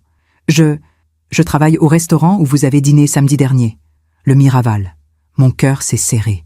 Pourquoi un employé du restaurant venait-il chez moi? Je peux entrer? C'est important. J'ai hésité. Puis j'ai ouvert. Lucas est entré, mal à l'aise, tenant une casquette entre ses mains. « Madame, je suis désolé de venir chez vous comme ça, mais je devais vous parler. Je suis serveur au Miraval. J'étais là samedi soir. J'ai tout vu. » Tout vu? L'incident, avec la dame qui vous a accusé, et je ne pouvais pas rester silencieux. Ce n'est pas juste. Il semblait sincère, troublé même. « Asseyez-vous, Lucas. Voulez-vous un café? »« Non, merci. Je ne vais pas rester longtemps. Je dois retourner travailler. Mais il fallait que je vous dise. » Il s'est assis sur le bord du canapé, nerveux, les mains jointes. « Madame Mirmont, ce soir-là, j'étais le serveur de votre table. J'ai servi vos plats. J'ai vu tout ce qui s'est passé. Et je dois vous dire quelque chose. » « Quoi donc? » « Cette femme, Samia, elle ment. Mon cœur s'est accéléré. Comment le savez-vous? » « Parce que je l'ai vue, avant que vous n'arriviez. Elle était au restaurant, seule. Enfin, pas vraiment seule. Que voulez-vous dire? » Lucas a pris une grande inspiration. Elle était avec un homme, pas votre fils, un autre homme, plus âgé, cheveux gris, costume coûteux. Ils se sont assis au bar, ils ont bu du champagne. Et puis, ils sont sortis ensemble, sur le parking. J'étais en train de fumer ma pause. Je les ai vus. Vous les avez vus faire quoi? Elle lui a donné quelque chose, une enveloppe, ou peut-être un sac, je ne suis pas sûre. Et lui, il lui a donné quelque chose en retour, de l'argent, je pense, une liasse de billets. Et puis, il s'est arrêté, gêné. Et puis, ils se sont embrassés. Pas un baiser innocent, un vrai baiser, long, passionné. J'ai senti mes jambes faiblir. Quand était-ce? Environ une demi-heure avant que vous n'arriviez. Ensuite, l'homme est parti, et elle est rentrée dans le restaurant. Elle s'est installée à votre table, comme si de rien n'était. Vous êtes sûr de ce que vous dites? Absolument certain. Et ce n'est pas tout. Après l'incident, après que vous soyez parti, j'ai parlé avec mon manager. Je lui ai raconté ce que j'avais vu. Il m'a dit de me taire, de ne rien dire, que ce n'était pas mes affaires, que ça pourrait nuire à la réputation du restaurant. Mais vous êtes quand même venu me voir. Oui, parce que ce n'est pas juste. Vous avez été humilié publiquement, accusé de vol, alors que cette femme, elle joue un jeu cruel. Pourquoi faites-vous ça, Lucas? Vous ne me connaissez pas. Il a baissé les yeux. Ma mère, elle a 63 ans. Elle vit seule depuis que mon père est mort. Et parfois, Quand je la vois la solitude dans ses yeux, la tristesse. Samedi soir, quand vous êtes sorti du restaurant, j'ai vu la même chose dans vos yeux. Et je me suis dit que si quelqu'un faisait ça à ma mère, j'aimerais que quelqu'un lui dise la vérité. Les larmes me sont montées aux yeux. Merci Lucas. Merci d'être venu. Il y a autre chose, madame. Quoi? Le restaurant a des caméras de surveillance. Dans la salle, au bar, sur le parking. Tout est enregistré. Si vous voulez, si vous avez besoin de preuves, elles existent. Des preuves, des vraies preuves. Pas des suppositions, pas des intuitions. Des images, des faits. Comment puis-je accéder à ces enregistrements? Officiellement, vous ne pouvez pas. Seul le manager y a accès. Et la police, en cas d'enquête. Mais je connais quelqu'un, un technicien, qui pourrait peut-être récupérer quelque chose, discrètement, si vous êtes d'accord. J'ai réfléchi. Est-ce que je voulais vraiment voir ces images? Est-ce que je voulais vraiment la preuve de la trahison de Samia? Oui, je le voulais. Pas pour moi. Pour Philippe. Pour qu'il voie. Pour qu'il sache. Pour qu'il arrête de vivre dans le mensonge. Oui, je suis d'accord. Lucas a hoché la tête. Je vais voir ce que je peux faire. Je vous recontacte. Il s'est levé. Il allait partir. Puis il s'est retourné. Madame Mirmont, je ne sais pas ce qui va se passer après ça. Mais je voulais vous dire, vous n'avez rien à vous reprocher. Vous êtes une bonne mère. Votre fils a de la chance de vous avoir, même s'il ne le sait pas encore. Il est parti. La porte s'est refermée. Je suis resté debout dans l'entrée, le cœur battant, l'esprit en ébullition. Enfin, quelqu'un disait la vérité. Enfin, quelqu'un voyait à travers le masque de Samia. 3 jours plus tard, Lucas m'a rappelé. Madame Mirmont, je l'ai. Quoi? L'enregistrement. Mon ami a pu récupérer les images du samedi soir. Le bar, le parking, tout. Mon cœur s'est emballé. Comment puis-je les voir? Je peux vous les apporter. Demain, si vous êtes d'accord. Oui, venez demain. Le lendemain, Lucas est revenu. Avec une clé USB. Petite, noire, contenant la vérité. Nous nous sommes assis devant mon ordinateur. Lucas a inséré la clé. Les fichiers vidéo se sont affichés. Vous êtes prête? M'a-t-il demandé. Oui, il a lancé la première vidéo. Le bar du restaurant. Samia apparaissait à l'écran, en robe noire, maquillée, souriante. Elle s'est assise au bar. Quelques minutes plus tard, un homme l'a rejointe. Cheveux gris, la cinquantaine, costume Armani, montre Rolex. L'allure d'un homme d'affaires prospère. Ils ont commandé du champagne. Ils ont parlé. Ils riaient. Ils se touchaient. La main sur le bras, la main sur la cuisse. Des gestes intimes, familiers. C'est lui, a dit Lucas. L'homme que j'ai vu. Puis la vidéo s'est arrêtée. Lucas a lancé la deuxième. Le parking. Vue de nuit. Granuleuse mais claire. Samia et l'homme sortèrent du restaurant. Main dans la main. Ils se sont arrêtés près d'une Mercedes noire. L'homme a sorti quelque chose de sa poche. Une enveloppe épaisse, blanche. Il l'a tendue à Samia. Elle l'a ouverte. À l'intérieur des billets. Beaucoup de billets. Elle a souri. Elle l'a embrassé. Sur la bouche. Longuement. Passionnément. Puis l'homme est monté dans sa Mercedes. Il est parti. Samia est restée là. Elle a compté les billets. Puis elle les a mis dans son sac. Ce sac griffé. Ce sac que je connaissais bien. Le même sac qu'elle avait au restaurant. Le même sac d'où les 4 000 € avaient soi-disant disparu. Vous voyez, a dit Lucas. Elle avait l'argent avant votre arrivée. Elle l'a reçu de cet homme. Et ensuite, elle a prétendu qu'on le lui avait volé. J'étais sous le choc. Pas surprise, mais sous le choc quand même. Voir la vérité en images, en mouvement, en couleur. C'était différent de simplement savoir. Il y a autre chose, a ajouté Lucas. Il a lancé une 3e vidéo. La salle du restaurant. Notre table. Vue d'en haut. On nous voyait arriver. Philippe, Samia, moi. On nous voyait nous asseoir, commander, manger. Et puis, à un moment précis, Samia s'est levée. Elle est allée aux toilettes. La caméra la suivait. Elle a traversé la salle. Mais au lieu d'aller directement aux toilettes, elle s'est arrêtée, près d'une colonne, hors de vue de notre table. Elle a ouvert son sac. Elle a sorti la liasse de billets. Elle l'a regardée. Puis, elle l'a mise dans son manteau. Le manteau qu'elle avait laissé au vestiaire en arrivant. Elle a caché l'argent elle-même, a murmuré Lucas, avant de revenir à table, avant de faire son cinéma. C'était prémédité, calculé, cruel.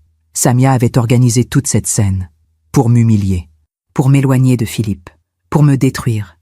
Et Philippe avait choisi de la croire. « Madame Mirmont, qu'allez-vous faire maintenant ?» a demandé Lucas. J'ai fermé l'ordinateur. J'ai pris la clé USB. Je l'ai serrée dans ma main. Cette petite clé, ce petit objet qui contenait la vérité. Je vais montrer ça à mon fils. Vous pensez qu'il vous croira? Je ne sais pas. Mais au moins, il saura. Il ne pourra plus dire qu'il ne savait pas. Lucas s'est levé. « Bon courage, madame. Vous êtes une femme courageuse. » « Non, Lucas. Je suis juste une mère qui refuse d'abandonner son fils. » Après son départ, je suis restée longtemps assise dans le salon. La clé USB posée devant moi sur la table basse, à côté du carnet d'Henri, à côté de mon collier de perles, tous ces objets, tous ces symboles, le passé, le présent, la vérité. J'ai pris mon téléphone, j'ai composé le numéro de Philippe. Il a décroché à la première sonnerie. « Maman ?» Sa voix était brisée, fatiguée, pleine de regrets. « Philippe, il faut qu'on se voie. »« Oui, maman. Je suis tellement désolée pour l'autre soir, je ne sais pas ce qui m'a pris. Samia était... »« Philippe, ne dis rien. Pas au téléphone. Viens chez moi, demain, à 10h. Seul. »« Seul ? Oui, sans Samia. C'est important. » Un silence, long, hésitant. « D'accord, maman. Je viendrai. À demain, Philippe. » J'ai raccroché. J'ai pris mon collier de perles. Je l'ai porté à mes lèvres, comme une prière, comme une promesse. Demain, mon fils saurait la vérité. Demain, tout changerait. Demain, la justice arriverait. Pas par vengeance, pas par colère, mais par amour, par dignité, par respect de la vérité. Parce que parfois, la plus grande preuve d'amour qu'une mère puisse donner à son fils, c'est de lui ouvrir les yeux, même si cela signifie lui briser le cœur. Cette nuit-là, j'ai enfin dormi, pour la première fois depuis des semaines. Pas d'un sommeil profond, mais d'un sommeil apaisé, comme si le simple fait de détenir la vérité m'avait libéré d'un poids immense. Je me suis réveillée tôt, j'ai préparé du café, j'ai ouvert les rideaux. La lumière du matin inondait le salon, douce, dorée, prometteuse. J'ai sorti la clé USB, je l'ai posée sur la table basse. À côté, j'ai placé le carnet d'Henri et mon collier de perles. 3 objets, 3 témoins, le passé, le présent, la vérité. Philippe devait arriver à 10h. J'ai regardé l'horloge. 9h15, encore 45 minutes. J'ai mis une robe simple, gris perle, élégante, mais discrète. J'ai attaché mes cheveux. J'ai respiré profondément, plusieurs fois, pour me donner du courage. Ce que j'allais faire n'était pas facile. Montrer à son propre fils que la femme qu'il aimait était une menteuse, une manipulatrice, une tricheuse. C'était briser son monde, détruire ses illusions, anéantir ses rêves. Mais c'était nécessaire. Parce que Philippe vivait dans un mensonge. Et les mensonges finissent toujours par dévorer ceux qui les croient. À 10h précises, on a sonné à la porte. J'ai ouvert. Philippe était là, seul, comme promis. Il avait maigri. Ses traits étaient tirés, ses yeux cernés. Il portait un jean et une chemise froissée, comme s'il n'avait plus la force de prendre soin de lui. « Maman, Philippe, entre !» Il est entré lentement. Il regardait autour de lui, cet appartement où il avait grandi. Ces murs qui avaient été témoins de son enfance, de nos rires, de nos larmes, de notre vie d'avant Samia. « Assieds-toi, mon chéri. » Il s'est assis sur le canapé, là où Henri s'asseyait autrefois, les mains jointes, nerveux. « Maman, je suis tellement désolée pour l'autre soir. Je ne sais pas ce qui m'a pris.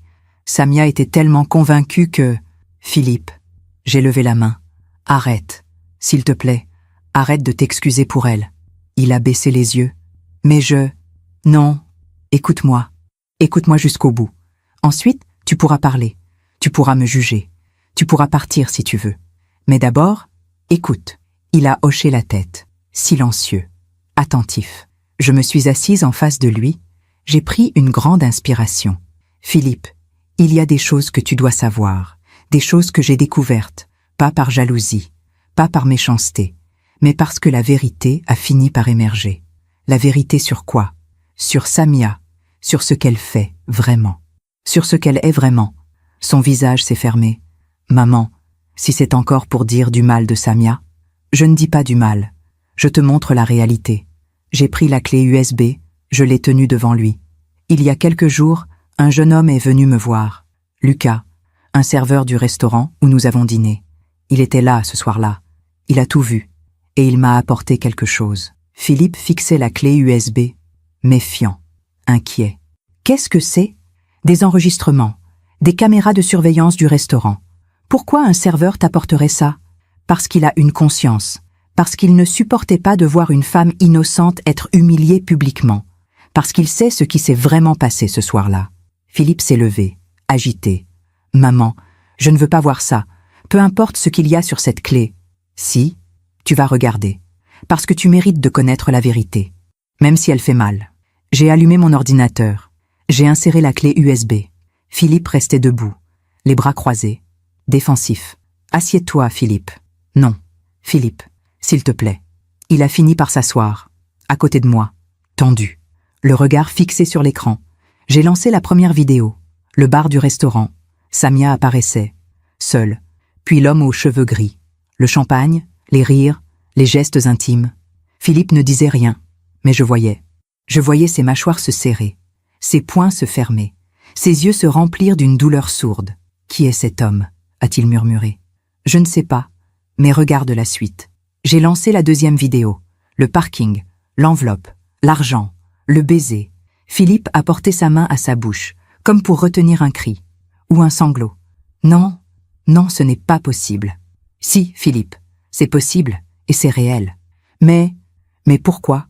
Pourquoi ferait-elle ça? Parce qu'elle te ment, depuis le début, ou presque. » J'ai lancé la troisième vidéo, Samia cachant l'argent dans son manteau, avant de revenir à table, avant de faire son numéro. Elle a tout mis en scène, ai-je dit doucement. Elle a caché l'argent elle-même, pour pouvoir m'accuser, pour m'éloigner de toi, pour me faire disparaître de ta vie. Philippe tremblait, ses yeux étaient rouges, ses mains crispées sur ses genoux. Je ne comprends pas. Pourquoi? Pourquoi me faire ça? Je l'aime. Je travaille pour elle. Je fais tout pour elle. Parce que Samia ne t'aime pas, Philippe.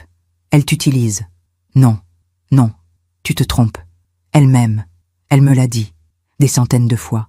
Les mots sont faciles, mon chéri. Ce sont les actes qui comptent. Et ces actes te trahissent. Il s'est levé. Il marchait de long en large, les mains dans les cheveux. Perdu, brisé. Et cet homme? Qui est-il? Je ne sais pas. Peut-être un client, peut-être un amant, peut-être les deux. Mais ce qui est sûr, c'est qu'il la paie. La paie pourquoi? J'ai hésité. Puis j'ai dit la vérité. La dure vérité. Pour sa compagnie, pour son attention, pour ce qu'elle lui donne. Philippe a fermé les yeux. Non, non, tu insinues que... Je n'insinue rien. Je te montre ce qui est. Il est resté silencieux longtemps. Très longtemps, debout devant la fenêtre. Le dos tourné, les épaules affaissées. Puis, d'une voix brisée, il a demandé « Depuis combien de temps, tu sais ?» Je me doutais de quelque chose depuis des mois. Mais ces preuves, je les ai depuis quelques jours seulement. Et tu ne m'as rien dit avant? Comment aurais-je pu? Tu ne m'écoutais plus. Tu choisissais toujours Samia, même quand elle me détruisait sous tes yeux. Il s'est retourné. Les larmes coulaient sur ses joues. « Je suis désolée, maman. Je suis tellement désolée. » Je sais, mon chéri. Je sais. J'aurais dû t'écouter. J'aurais dû voir. Mais j'avais tellement peur. Peur de quoi? Peur d'être seule. Après la mort de papa, je me sentais tellement vide. Et quand Samia est arrivée, elle a comblé ce vide. Ou du moins, c'est ce que je croyais. Il s'est assis à nouveau, la tête dans les mains. Qu'est-ce que je vais faire maintenant? Tu vas affronter la vérité. Tu vas lui parler. Tu vas reprendre ta vie. Mais comment? Comment affronter quelqu'un qu'on aime et qui nous a menti pendant si longtemps? Avec dignité, avec calme, sans colère, parce que la colère ne mène nulle part. Philippe a relevé la tête. Il m'a regardé, vraiment regardé, comme il ne m'avait pas regardé depuis des années. Tu es forte, maman. Comment tu fais pour être si forte? Je ne suis pas forte, Philippe. Je suis juste une femme qui a appris que la vie ne nous laisse pas le choix. Soit on s'effondre, soit on se relève. Et moi, j'ai choisi de me relever. Pour toi, pour moi, pour la mémoire de ton père. Il s'est levé, il m'a serré dans ses bras, fort, longtemps, comme il le faisait enfant, quand il avait besoin de réconfort. Merci, maman. Merci de ne pas m'avoir abandonné, même quand je ne le méritais pas. Un fils mérite toujours l'amour de sa mère, même quand il se trompe, même quand il fait mal. Nous sommes restés ainsi quelques minutes, silencieux, réunis. Puis Philippe s'est détaché. Il a essuyé ses larmes. Je vais rentrer. Je vais lui parler. Ce soir. Tu es sûr? Oui. Je ne peux plus vivre dans le mensonge. Sois prudent, Philippe. Samia ne va pas accepter facilement. Elle va nier. Elle va mentir. Elle va peut-être même t'accuser. Je sais, mais cette fois, je ne la laisserai pas faire. Cette fois, je choisis la vérité. Il est parti peu après. Je l'ai regardé s'éloigner depuis ma fenêtre. Mon fils. Mon petit garçon devenu homme, qui allait enfin affronter ses démons. Les jours suivants ont été silencieux. Philippe ne m'a pas appelé. Je respectais son besoin d'espace, son besoin de gérer cette situation à sa manière. Puis, une semaine plus tard, il est revenu, sans prévenir, en plein après-midi. J'ai ouvert la porte. Il était là, seul, valise à la main, les yeux rouges, mais le visage apaisé. « Philippe, maman, je peux rester ici quelques jours ?»« Bien sûr, toujours. C'est ta maison. » Il est entré. Il a posé sa valise dans l'entrée. Il s'est assis sur le canapé, épuisé. Je lui ai montré les vidéos. Et elle a nié. Au début, elle a dit que c'était un montage, que tu avais tout inventé, que j'étais fou de te croire. Et ensuite, je lui ai dit que j'avais contacté le restaurant, que j'avais parlé au manager, que j'avais vérifié. Tout était vrai. Comment a-t-elle réagi? Philippe a souri tristement. Elle a changé de tactique. Elle a pleuré. Elle m'a dit que c'était une erreur, que cet homme était juste un ami, un mentor, qu'elle avait besoin d'argent pour m'acheter un cadeau de mariage, que tout ce qu'elle faisait, c'était pour nous. Tu l'as cru? Non, plus maintenant. J'ai vu son visage quand elle mentait. J'ai vu la panique dans ses yeux. Et j'ai compris. J'ai compris que tout ce que tu m'avais dit était vrai. Qu'as-tu fait? Je lui ai dit que c'était fini, que je ne pouvais plus vivre avec quelqu'un qui me mentait, que je ne voulais plus la voir, que le mariage était annulé. Comment a-t-elle pris ça? Mal, très mal. Elle a crié, elle a menacé. Elle a dit qu'elle allait tout raconter à mes collègues, qu'elle allait me détruire professionnellement, qu'elle allait garder l'appartement et tout ce qui était dedans. Et toi? Je lui ai dit qu'elle pouvait garder l'appartement, garder les meubles, garder tout ce qu'elle voulait, mais qu'elle ne me reverrait jamais. Il a sorti son téléphone, il m'a montré des messages, des dizaines de messages de Samia, colérique, désespéré, manipulateur. « Philippe, reviens. Je t'en supplie. Philippe, j'ai fait une erreur. Pardonne-moi. Philippe, tu vas me manquer. Philippe, tu n'es qu'un lâche, un ingrat. Philippe, je vais te faire regretter. » Elle n'a pas arrêté depuis 3 jours, a dit Philippe. Mais je ne réponds plus. J'ai bloqué son numéro. C'est fini. Je me suis assise à côté de lui. J'ai pris sa main. Je suis fière de toi, Philippe. Tu n'es pas en colère pour tout ce que je t'ai fait subir? Non, je ne suis pas en colère. Tu étais aveuglé par l'amour, ou par ce que tu croyais être de l'amour. Mais maintenant, tu vois clair. C'est tout ce qui compte. Les semaines ont passé. Philippe s'est installé dans sa chambre d'enfance. Temporairement, disait-il. Mais je savais qu'il avait besoin de temps, de guérison, de retrouver qui il était vraiment. Nous avons repris nos habitudes d'autrefois. Les dimanches au marché, les dîners ensemble, les longues conversations le soir. Un jour, en parcourant les réseaux sociaux, Philippe est tombé sur le profil de Samia. Elle avait tout effacé, toutes les photos d'eux, tous les souvenirs, comme s'ils n'avaient jamais existé. « Elle m'a remplacé », a-t-il dit simplement. Elle a déjà un nouveau petit ami, un homme d'affaires, plus âgé, plus riche. L'homme des vidéos? Peut-être, ou un autre, peu importe, elle continue sa vie. Et toi? Moi aussi, je continue, mais différemment. Puis, quelques mois plus tard, j'ai reçu un appel étrange. C'était Madeleine, mon amie, celle qui m'avait parlé de Samia au marché. « Oriana, il faut que je te dise quelque chose. »« Quoi donc ?»« Samia, elle a des problèmes. Gros problèmes. »« Quel genre de problèmes ?»« Mon neveu, Thomas, celui qui travaille au restaurant, il m'a dit que l'homme avec qui elle sortait, l'homme d'affaires, il l'a quitté, brutalement. Apparemment, sa femme a découvert leur liaison. Et il a tout coupé, l'argent, l'appartement qu'il lui payait, tout. Et maintenant, Samia est seule, sans ressources, Sans personne. Elle a essayé de recontacter Philippe, paraît-il. Mais il ne répond pas. Philippe ne m'avait rien dit. Je l'ai interrogé ce soir-là. C'est vrai. Elle m'a écrit. Plusieurs fois. Elle me suppliait de revenir.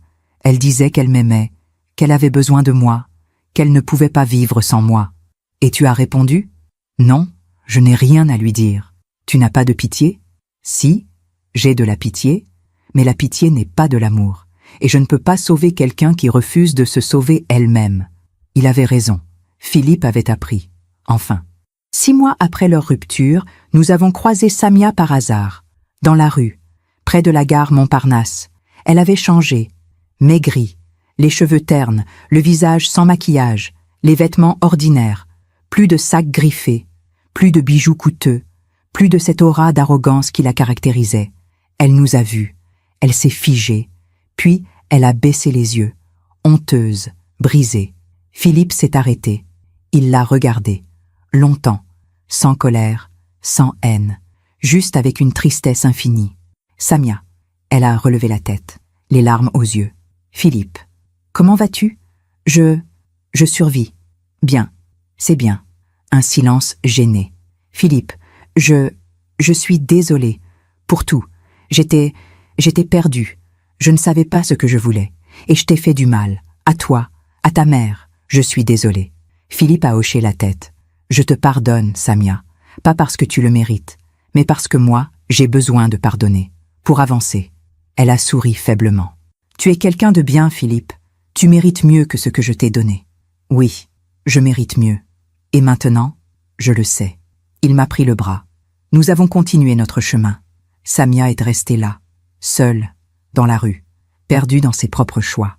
Tu as bien fait, ai-je dit à Philippe. Je sais. Tu ne regrettes rien? Si, je regrette le temps perdu, le temps où j'aurais pu être avec toi, avec mes vrais amis, avec moi-même. Mais je ne regrette pas d'avoir appris. Qu'as-tu appris?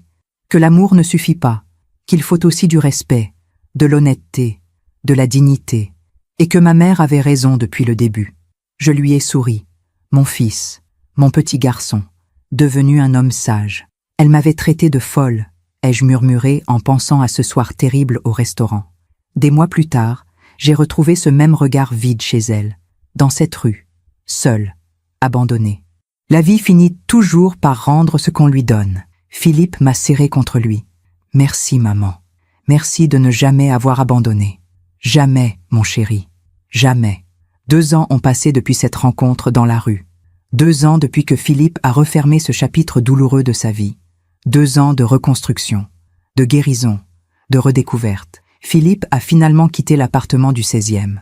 Pas pour fuir, pas pour s'éloigner de moi, mais parce qu'il était prêt. Prêt à vivre sa propre vie. Une vie choisie, une vie authentique. Il a loué un petit appartement dans le Marais, lumineux, simple, décoré avec goût, avec des photos, ses photos, nos photos. Papa, lui et moi à Deauville, nous 3 ensemble, une famille, une vraie famille. Il a changé de cabinet d'avocat. Il travaille maintenant dans une petite structure spécialisée en droit de la famille. Divorce, garde d'enfants, pensions alimentaires. Je veux aider les gens qui souffrent, m'a-t-il dit un jour. Ceux qui sont coincés dans des relations toxiques, comme je l'étais. Il a retrouvé ses amis d'avant, ceux qu'il avait perdus pendant ces années avec Samia, ceux qui l'avaient averti, ceux qu'il n'avait pas écoutés. Ils l'ont accueilli sans jugement, avec cette générosité que seuls les vrais amis possèdent. Et moi, j'ai retrouvé mon fils. Nous déjeunons ensemble tous les dimanches, parfois chez moi, parfois chez lui, parfois dans notre café de la rue de Passy, celui où Henri nous emmenait autrefois. Nous parlons de tout, de son travail, de mes lectures, de la vie, de l'avenir. Philippe ne parle jamais de Samia, ou presque. Parfois, il mentionne une leçon apprise, une prise de conscience, mais jamais avec amertume, jamais avec regret, juste avec cette sagesse douloureuse que donne l'expérience. Un dimanche d'avril, alors que nous marchions le long de la Seine, il m'a posé une question. « Maman, tu m'en as voulu, vraiment, pour tout ce que je t'ai fait subir ?» J'ai réfléchi. Longtemps. Honnêtement. Au début, oui, j'étais blessée, humiliée, je me sentais trahie par mon propre fils, mais ensuite, j'ai compris quelque chose. Quoi donc? que tu n'étais pas toi-même, que Samia t'avait pris en otage, pas physiquement, mais psychologiquement, émotionnellement.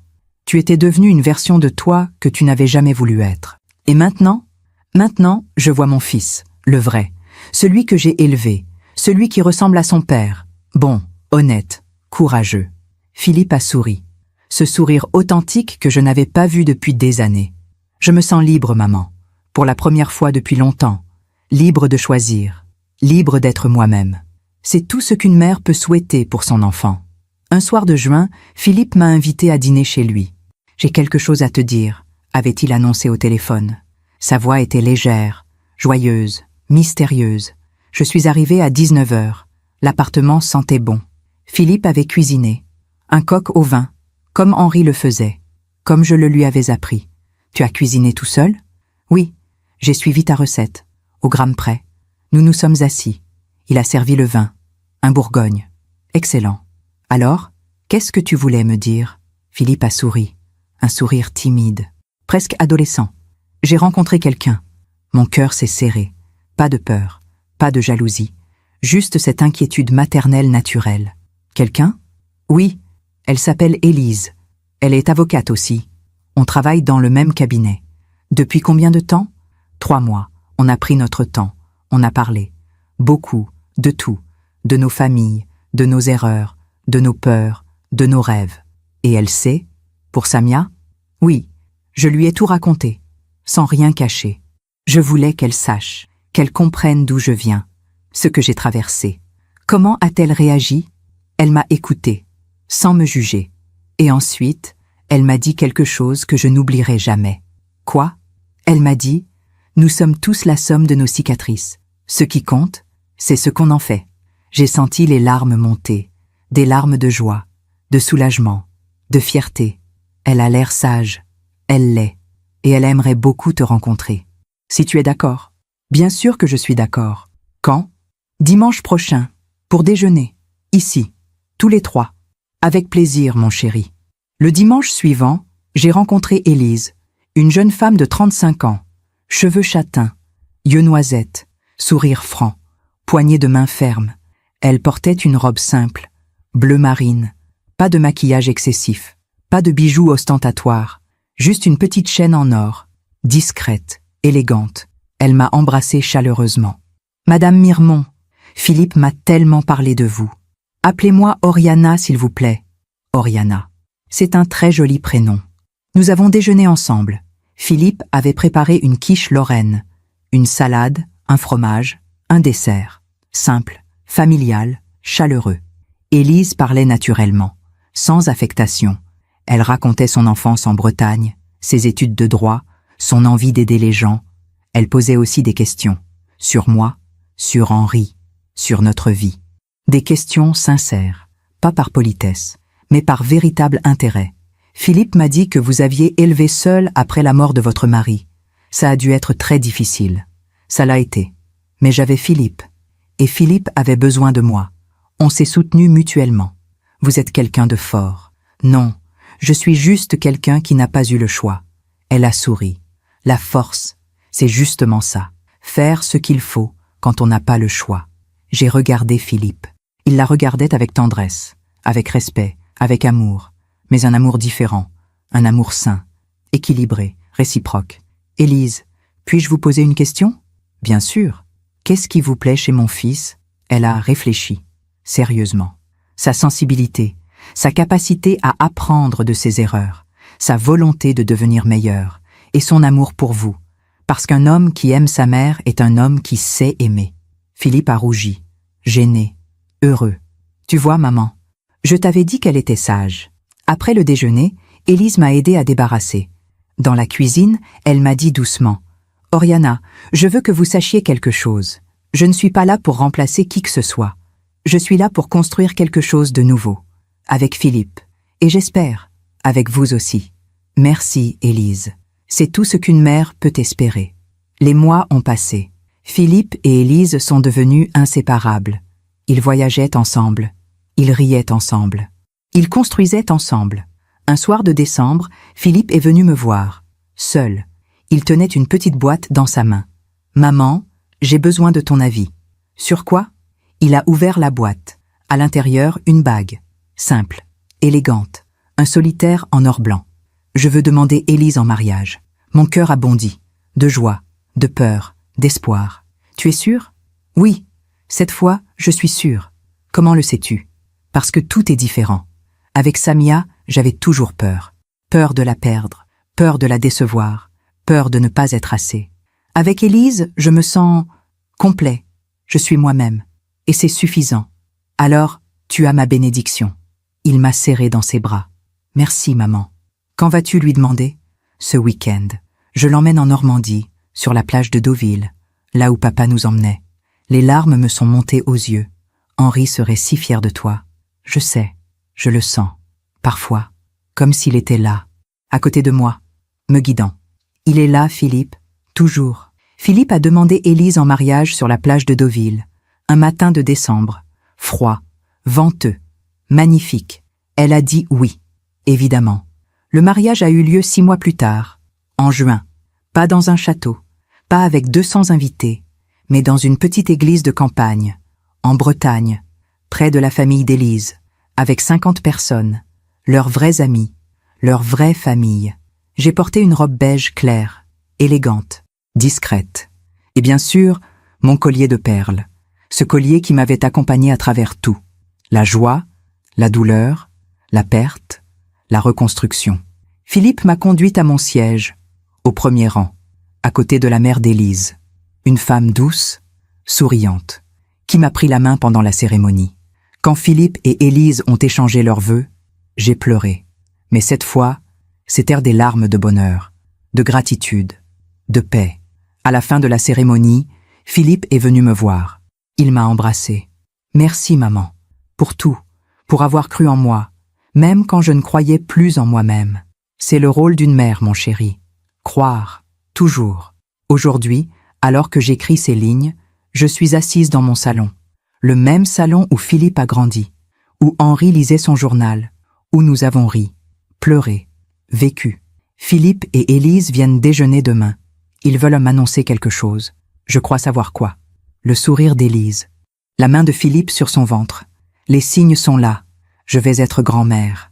Henri serait tellement heureux, tellement fier. Parfois, la nuit, quand je ne peux pas dormir, je repense à tout ce qui s'est passé. Samia, l'humiliation, la douleur, la rupture, la guérison. Et je me dis que tout cela avait un sens, un but. Si Samia n'était jamais entrée dans nos vies, Philippe n'aurait jamais appris, il n'aurait jamais grandi, il n'aurait jamais compris ce qu'est le véritable amour, le respect, la dignité. Samia a été une épreuve, une leçon, une cicatrice nécessaire. Et maintenant, cette cicatrice s'est transformée en sagesse. Je ne sais pas ce qu'est devenue Samia. Je ne cherche pas à savoir. J'espère au fond de moi qu'elle a trouvé son chemin, qu'elle a appris, qu'elle a changé. Mais ce n'est plus mon combat. Ce n'est plus mon histoire. Mon histoire, c'est Philippe. C'est Élise. C'est ce bébé qui va naître. C'est cette famille qui continue. Malgré tout. Malgré les épreuves. Malgré la douleur. Mon histoire, c'est la preuve que l'amour d'une mère ne meurt jamais. Même quand il est rejeté. Même quand il est blessé. Il attend. Il espère. Il persévère. Et un jour, il triomphe. Ce matin, en rangeant mes affaires, je suis tombée sur le carnet d'Henri. Je l'ai ouvert. J'ai relu cette phrase qu'il avait écrite avant de mourir. Un fils doit apprendre à voir les gens tels qu'ils sont, pas tels qu'il voudrait qu'ils soient. C'est la plus grande leçon qu'un père puisse transmettre. Et j'ai ajouté, de ma propre main, juste en dessous, et une mère doit apprendre à laisser son fils faire ses propres erreurs, à le laisser tomber, à le laisser se relever, parce que c'est ainsi qu'on devient un homme. J'ai fermé le carnet. Je l'ai posé à côté de mon collier de perles. Ces deux objets, ces deux symboles, le passé et le présent. Henri et moi, ensemble, toujours. Demain, Philippe viendra avec sa femme. Ils m'annonceront qu'un bébé est en route. Je feindrai la surprise. Je pleurerai de joie. Et la vie continuera. Belle, imparfaite, vraie. Si mon histoire aide ne serait-ce qu'une femme à ouvrir les yeux, alors tout cela aura eu un sens. Si une mère, quelque part, lit ces lignes et comprend qu'elle n'est pas seule dans sa douleur, qu'elle n'est pas folle, qu'elle a le droit de protéger son enfant, même contre ses propres choix. Alors je n'aurais pas vécu tout cela en vain. Si un fils, quelque part, reconnaît les signes d'une relation toxique, s'il trouve le courage de partir, de choisir la vérité plutôt que le mensonge, alors ces mots auront servi. La vie nous enseigne que la justice n'arrive pas toujours quand on l'attend, mais elle arrive, toujours, d'une manière ou d'une autre, parfois par les choix des autres, parfois par les conséquences naturelles, parfois par le simple passage du temps qui révèle ce qui était caché. Samia m'avait traité de folle ce soir-là, devant tous ces gens. Elle m'avait humiliée, détruite, mais des années plus tard, j'ai compris quelque chose. Ce n'était pas moi qui étais folle, c'était elle qui était perdue. Perdue dans ses mensonges, perdue dans sa manipulation, perdue dans son besoin de contrôle. Et quand on est perdu, on finit toujours par se retrouver seul. La vie finit toujours par rendre ce qu'on lui donne. Merci de m'avoir écouté jusqu'au bout. Si cette histoire a touché votre cœur, abonnez-vous et activez la cloche pour entendre d'autres femmes qui ont transformé la douleur en sagesse. Chaque jour, une femme, une leçon de vie. Partagez cette histoire avec quelqu'un que vous aimez. Parfois, une histoire change toute une journée. Que Dieu vous bénisse et à très bientôt. Je m'appelle Oriana Mirmont. J'ai 68 ans aujourd'hui. Et voici l'histoire que j'ai enfin trouvé la force de raconter.